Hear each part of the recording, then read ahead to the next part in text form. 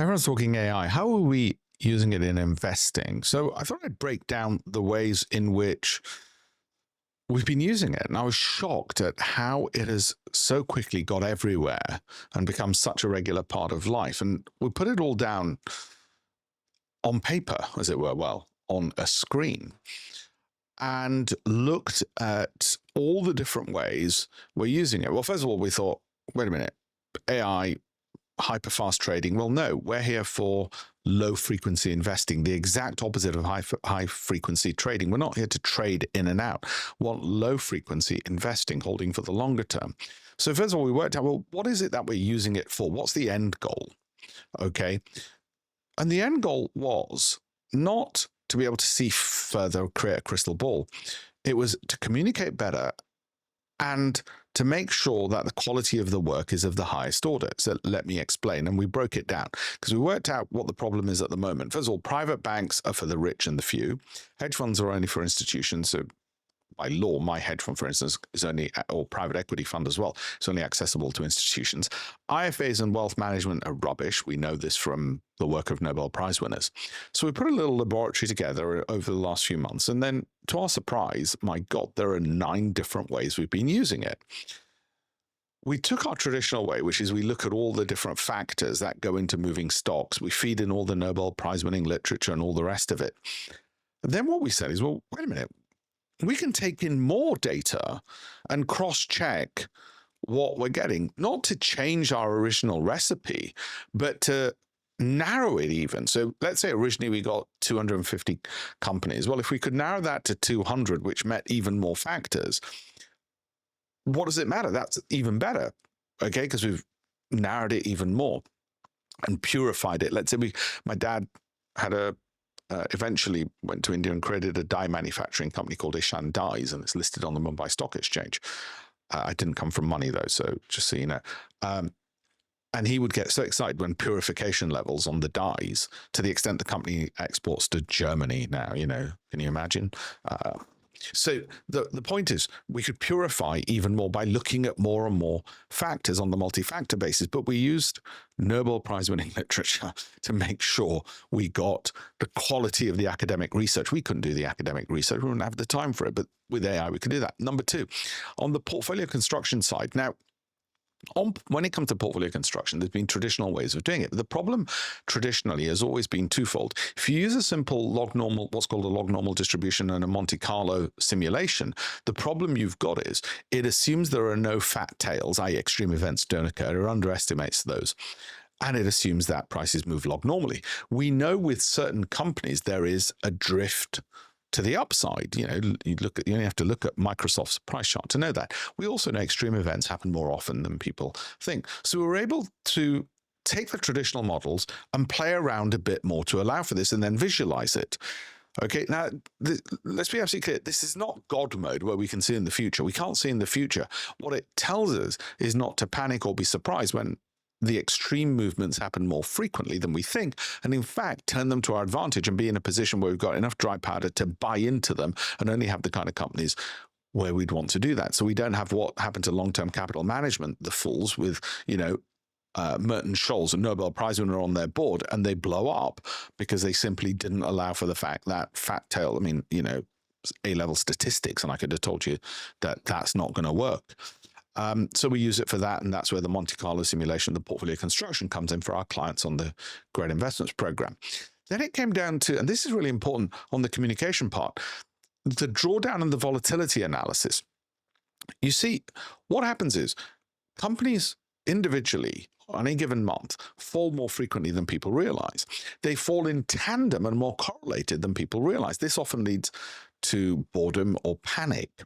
So we were able to create then, using AI, apps which told them what was going to happen, that this will happen. It didn't tell them it's going to happen tomorrow morning. That's not the point of it. That'd be being able to see in the future. We can't do that. We're not that good. It was going to tell them what will happen with their portfolios at some point, not which day, but, you know, like, for instance, in the next year, this is likely to happen.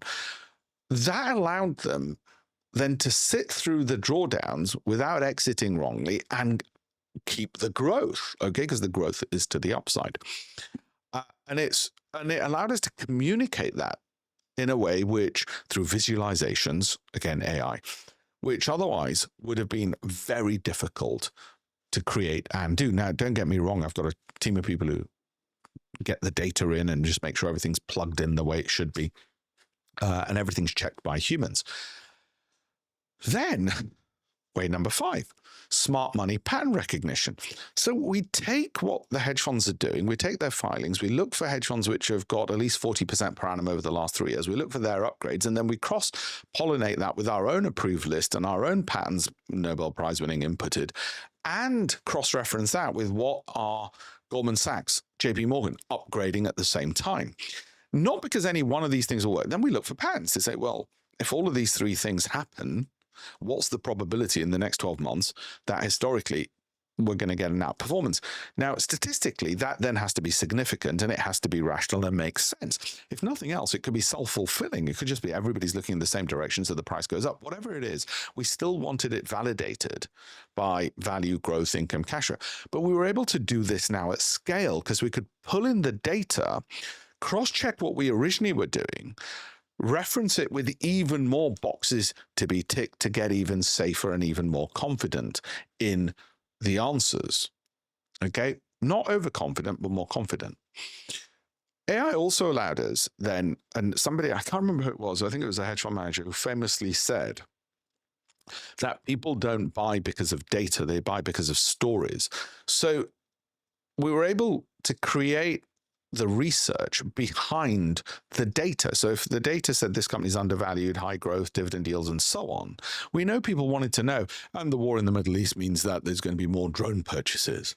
Now, we don't actually care for the narrative and the story because that's not something you can scientifically take the hypothesis and check. But with the Great Investments Program, we're able then to put a layer of that for the communication side to say, yes, it makes sense. And that was important to us because Jim Simons, that legendary hedge fund manager, pointed out if something, when they look for correlations and statistical significance, if it didn't make sense, then we'd leave it out. To give a classic example, just because stocks with the letter A were performing better than stocks with the letter B on a Monday morning, that's irrational. We're not going to go with that. So we still did want to check some of the story behind it and the latest research, academic research from the Journal of Finance, a review of financial studies. So we'd look at the academic research to say, okay, does this also make sense from what's coming out of academia? You might say, well, what's the obsession with academia? Well, as a visiting fellow at Oxford University, I would lecture on behavioral finance on the works of Kahneman, Thaler, but also because if you look at some of the biggest hedge funds, the ones that have been the most successful, and we're opening this knowledge out and teaching people on how to do this.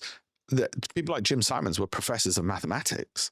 They were academics. Okay, they had an intellectual curiosity to solve the problem. We're not at the trading end where we're thinking we're sitting on the floor and at the total sort of just, ugh, if it does this, do that.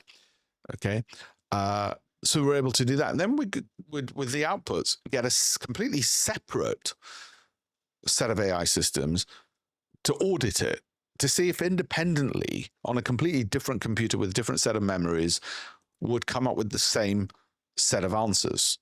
And if it didn't, then we'd keep with the core. So again, filter, filter, filter, filter, and then use it, as I say, for translation into our Telegram channels, YouTube, and so on, and images.